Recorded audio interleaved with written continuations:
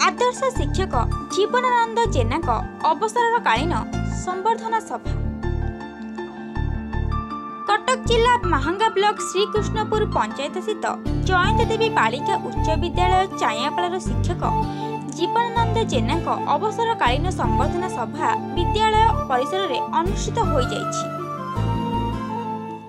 प्रधान शिक्षक दिलीप कुमार सामाल अध्यक्षतार आयोजित उत्सव में मुख्य अतिथि भावे प्राक्तन प्रधान शिक्षक अभय चरण पंडा, मुख्य वक्ता भावे प्राक्तन प्रधान शिक्षक गोविंद चंद्र निहाण, सम्मानित अतिथि भावे सीआरसीसी प्रशांत कुमार साहू, शिक्षाविद विनोद बिहारी मिश्र, प्रधान शिक्षक मनोज बेहेरा, शिक्षक परीक्षित दास, प्रधान शिक्षक प्रणव किशोरी नायक, प्रधान शिक्षक चक्रधर नायक, प्रधान शिक्षक राजेंद्र सॉय, शिक्षक संतोष कुमार भूइया, प्राक्तन प्रधान शिक्षयित्री पुष्पलता देवी, प्रधान शिक्षक प्रताप किशोर नायक, भारप्राप्त प्रधान शिक्षक रंजन कुमार कर, ऋषिकेश दलाई प्रमुख जोग देथिले।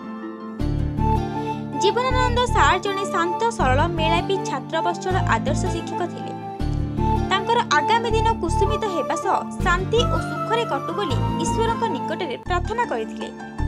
एही अवसर में विदायी शिक्षक श्री जेना को अतिथि माने पुष्पगुच्छ उत्तरीय और मानपत्र दे संबर्धना प्रदान करथिले। सेहीपरि पुरातन छात्री और अध्ययनरत छात्री माने श्री जेना को संबर्धना करथिले। प्रशांत कुमार विश्वाल अतिथि परिचय और स्वागत भाषण प्रदान करथिबा बेले शिक्षक संपत कुमार लेंका धन्यवाद अर्पण करथिले। उक्त कार्यक्रम में ज्योत्ना कुमारी जेना, संयुक्ता साहू, सौदामिनी साहाणी, रेणुबाला मिश्र, सबिता दास, कार्तिक चंद्र सेठी, सरोजिनी शरण, विजय कुमार साहू, विजय दास को समेत विद्यालय समस्त शिक्षक और शिक्षयित्री, परिचालना कमिटी सभ्य सभ्या और छात्र छात्री माने उपस्थित रही सहयोग करथिले। ए नहीं आम प्रतिनिधि पचारिबुरु सेमाने जहा कहंती आसंतु सुनिबा। आपनका परिचय? दिलीप कुमार सामल, प्रधान शिक्षक जयंती देवी बालिका उच्च विद्यालय चायापाड़।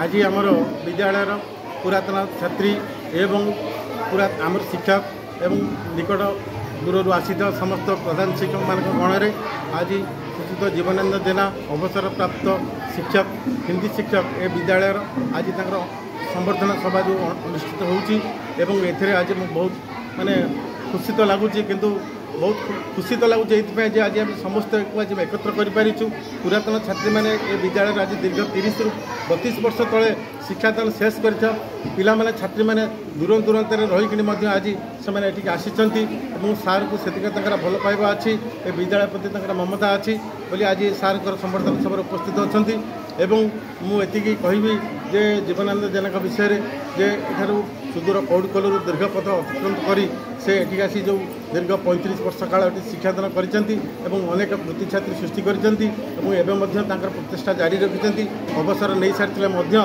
से नियमित भाव में मझे मझे स्कूल को सप्ताह 2-3 दिन आसी जे बिना पारिश्रमिक विद्यालय पिला शिक्षा दौरान जेहेतु कष्टसाध्य विषय राष्ट्रभाषा हिंदी ताको अन्य क्यों शिक्षक शिक्षयित्री से विषयटा पढ़े पारनि सी से आम अनुरोध रक्षा करके निजे निजे स्वतःप्रत भाव से आसी से आम डाकिलु और आशा करी आज से अवसर नहीं आगामी जीवन अवसर जीवन सुखमय हो सुख शांति हो ठाकुर निरामय रखु एवं प्रभु जगन्नाथ निकट प्रार्थना करुच्ची सुस्थ सबल निरामय रखता एवं परिचय?